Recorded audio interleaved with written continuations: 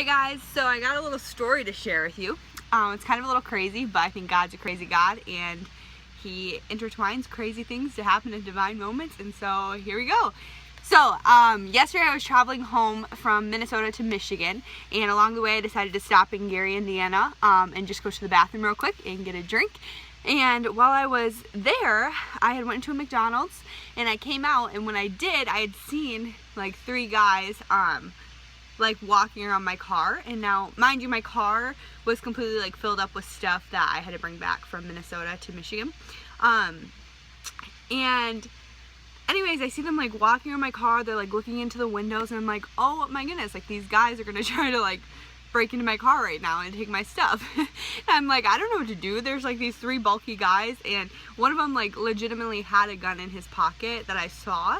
And so I was like, you know what, I'm just gonna wait for them to kind of like leave, whatever, and then I'll make a dash for the car.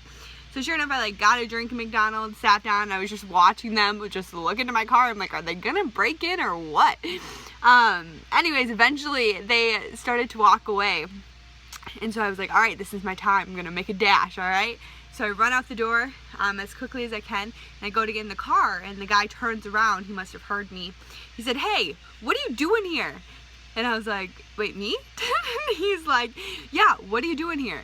I was like, well, I'm getting a drink and going to the bathroom. And he goes, no, I mean in Gary, Indiana. What are you doing here? Like, your license plates are from Michigan. And I was like, oh, yeah. So I went to school in Minnesota, so I had to go grab some stuff from Minnesota and bring it back to Michigan. Yeah, no big reason, nothing big. And then they just kind of stood there and like waited for the conversation to continue. So I just asked them, like, hey, where do you guys live? And they just started telling me about where they're from and their stories, where they've been. And so anyways, then I was like, do you guys go to church anywhere around here?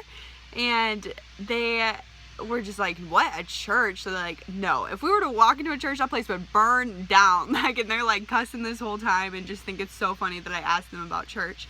And I was like, really? I was like, are there any Assemblies of God churches around here? You have any clue? And they're like, we don't even know what that is. And I was like, okay, well, I'm gonna look some up on my phone. And I was like, I'm actually like credentialed through the Assemblies of God. I was a pastor, a youth pastor in the Assemblies of God, and they were like, what? And they just thought it was so funny that I was a girl and that I was so young and that I was a pastor. And I was just like, here I am in the flesh, first time for everything, I guess. And just told them, I was like, you guys should really check out one of those churches. And they were like, well, what's the point in checking out a church if we have a pastor right in front of us?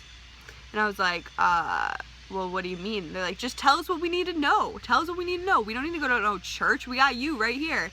And I was like, wait, so you want me to just tell you, like, what you need to know? And, like, right now? And they were just like, yeah. And I was like, okay, you want the short version or the long version? And it was so cool because I got to sit there and just open up and share the gospel with these 3 guys that I'm pretty positive were going to break into my car. And it was crazy because at the beginning, yeah, there was a little bit of fear. I was like, I don't know, like, how the situation's going to turn out, how things are going to play out. And I went.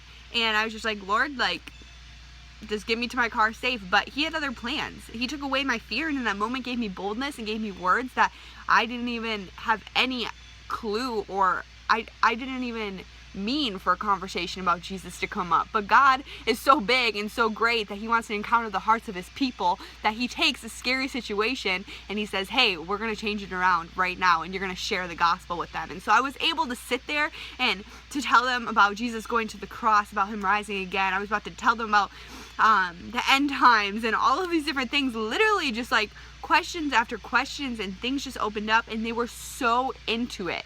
They were so in tune with it. And I just think that it's so crazy because even when we're not looking for God to move, He's still saying, I want the heart of my lost people, and I will call them to you. I will call them to you. If you're not going to go searching for them, I will lead them to you, and I will put you in places if you're willing to share my word.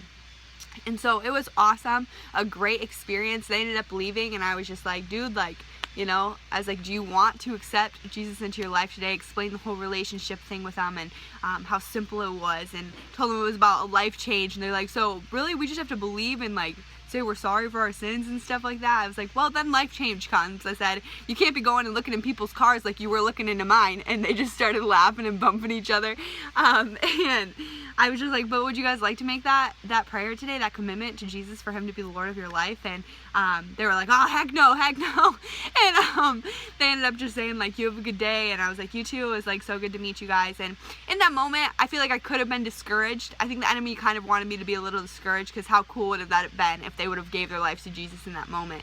But I know that God set that divine appointment up today. And I also believe that he's not done with those boys, and he's got great plans for them. And so I would just encourage you, be looking for God to move anywhere and everywhere, because all he's looking is for vessels to use, and he wants to use you. So have a great day.